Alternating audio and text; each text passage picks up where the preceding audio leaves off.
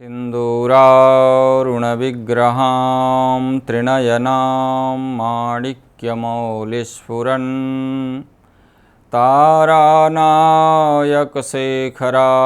स्मितमुखीमापीनवक्षोरुहां पाणिभ्यामलिपूर्णरत्नचषकं रक्तोत्पलबिभ्रतीं सौम्यां रत्नघटस्थरक्तचरणां ध्यायेत्परामम्बिकाम्। गुरुर्ब्रह्मा गुरुर्विष्णुः गुरुर्देवो महेश्वरः गुरुः साक्षात् परब्रह्म तस्मै श्री गुरवे नमः। नमस्कार, मैं प्रोफेसर रामराज उपाध्याय श्री लाल बहादुर शास्त्री राष्ट्रीय संस्कृत विश्वविद्यालय के पौरोहित्य विभाग का वरिष्ठ आचार्य, आज़ादी के अमृत महोत्सव के अवसर पर राजस्थान संस्कृत अकादमी द्वारा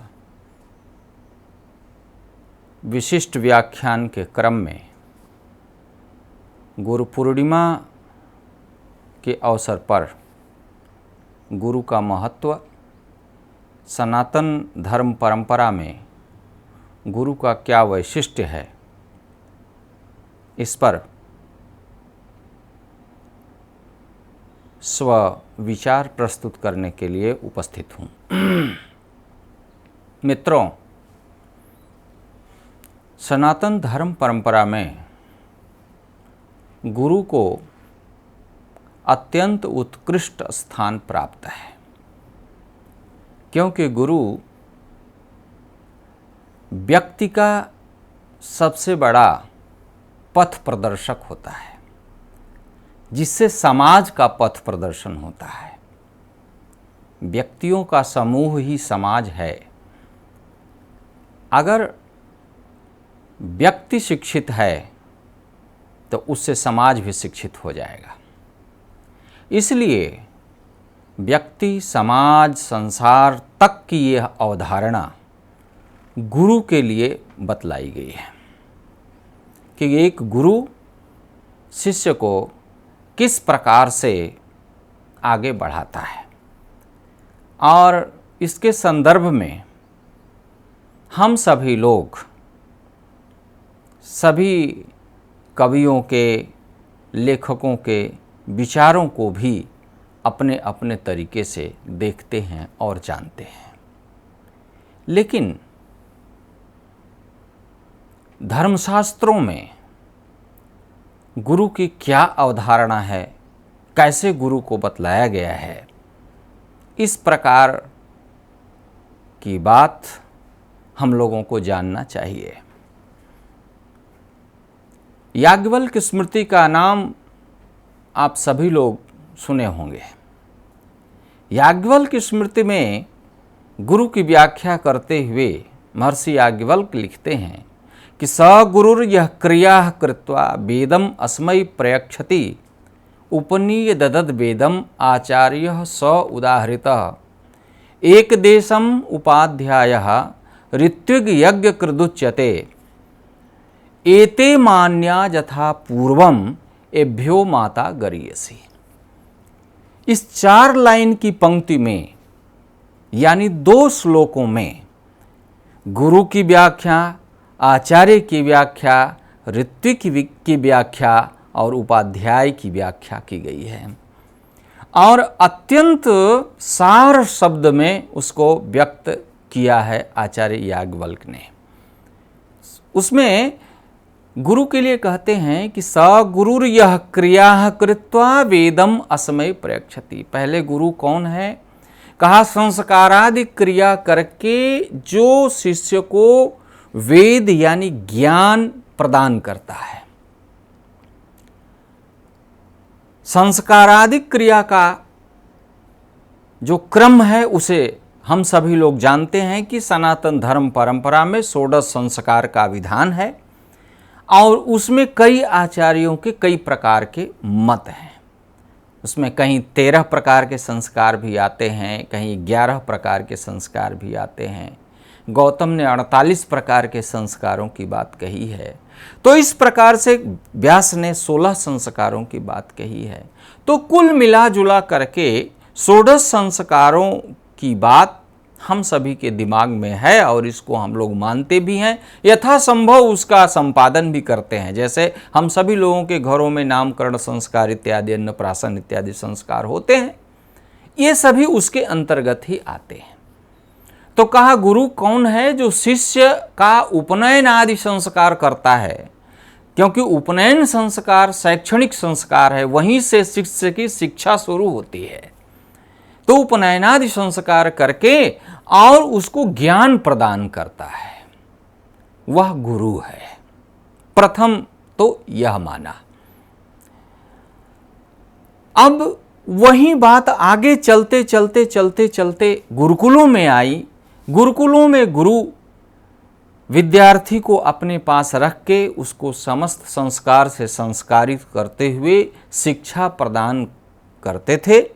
और इस प्रकार से गुरुकुलों की परंपरा से धीरे धीरे धीरे धीरे वह क्रम आगे बढ़ा और आगे चल के यह बात आई कि भाई ज्ञान देने वाला गुरु है, क्योंकि ज्ञान जो है वो सबसे उत्कृष्ट है। इसीलिए ज्ञान देने वाले को ब्रह्मा, विष्णु और महेश तक की सीमा में ले जाकर रखा गया। गुरुर् ब्रह्मा गुरुर्विष्णु गुरुर्देवो महेश्वरः गुरु साक्षात परब्रह्म तस्मै श्री गुरवे नमः। साल भर में एक बार गुरु की पूजा के लिए, क्योंकि जो ज्ञान देने वाला है उसका ऋण हमारे ऊपर है, और उस ऋण से उऋण होने का जो रास्ता है, जो तरीका है, वह तरीका है उसके प्रति सम्मान व्यक्त करना, उसकी पूजा करना। वह अवसर आता है गुरु पूर्णिमा को, और गुरु पूर्णिमा आषाढ़ मास के शुक्ल पक्ष की पूर्णिमा तिथि को मनाया जाता है।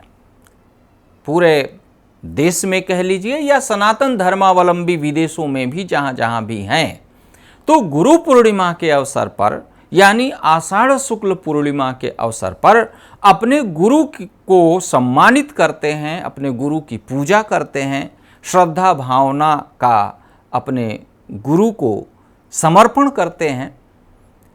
अब उसमें जिसका जो सामर्थ्य है, जैसे है, बहुत विशद इसको व्यक्त नहीं करना है, लेकिन अपनी अपनी श्रद्धा भावना का समर्पण अपने सामर्थ्य और शक्ति के अनुसार सभी लोग कर सकते हैं। जिनकी इच्छा होती है, जिनके पास समय होता है, वो गुरु के यहाँ जाते हैं। नियम भी यही है कि गुरु के यहाँ जाना चाहिए, गुरु को प्रणाम करना चाहिए और उनसे आशीर्वाद ग्रहण करना चाहिए।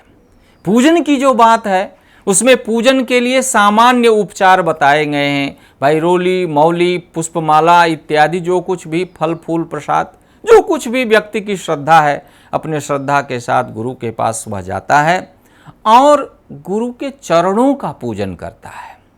कहीं गुरु पादुका का पूजन का विधान होता है, कहीं गुरु के साक्षात चरणों की पूजा की जाती है, क्योंकि जो ज्ञान है, वह ज्ञान तत्व जो है वो चरणों की कृपा से होता है। इसलिए चरण का पूजन किया जाता है, पाद का पूजन किया जाता है। चरण में भी अंगुष्ठ पूजन है, गुरु के चरणों का प्रक्षालन है, गुरु को तिलक लगाना है, गुरु को माला पहनाना है और अपने को गुरु को समर्पित करना है। क्योंकि जो गुरु है वही उस शिष्य के मार्ग को प्रशस्त कर सकता है, बता सकता है। गुरु कुम्हार शिष्य कुंभ है, गड़ गड़ी काढ़े खोट, भीतर हाथ सहार दे, बाहर बाहे चोट। गुरु कभी कभी कोई कड़वी बात भी कहता है, तो इसलिए गुरु का, माता और पिता का जो कटु वचन है, उस वचन को भी औषधि के समान शिष्य को सेवन करने के लिए शास्त्र का आदेश है। तो व्यक्ति को गुरु के प्रति श्रद्धा भावना अवश्य बनाए रखना है और गुरु पूर्णिमा के अवसर पर गुरु का पूजन अपने शक्ति और सामर्थ्य के हिसाब से करना है, आशीर्वाद लेना है। उससे उसके जीवन में ज्ञान का जो प्रकाश है वह प्रकाश प्रकाशित होता रहता है, जिससे उसका विकास निरंतर आगे होता रहता है और अज्ञान रूपी जो अंधकार उसमें निहित है, बैठा हुआ है, वह अज्ञान अंधकार दूर होता है, धीरे धीरे समाप्त होता है और वह व्यक्ति के लिए कल्याण करने वाला होता है। तो इसलिए गुरु पूर्णिमा का पूजन सनातन धर्म में अवश्य बतलाया गया है। प्रत्येक व्यक्ति को अपने गुरु का पूजन अवश्य करना चाहिए, उनको श्रद्धापूर्वक नमन अवश्य करना चाहिए। बहुत बहुत धन्यवाद। नमस्कार।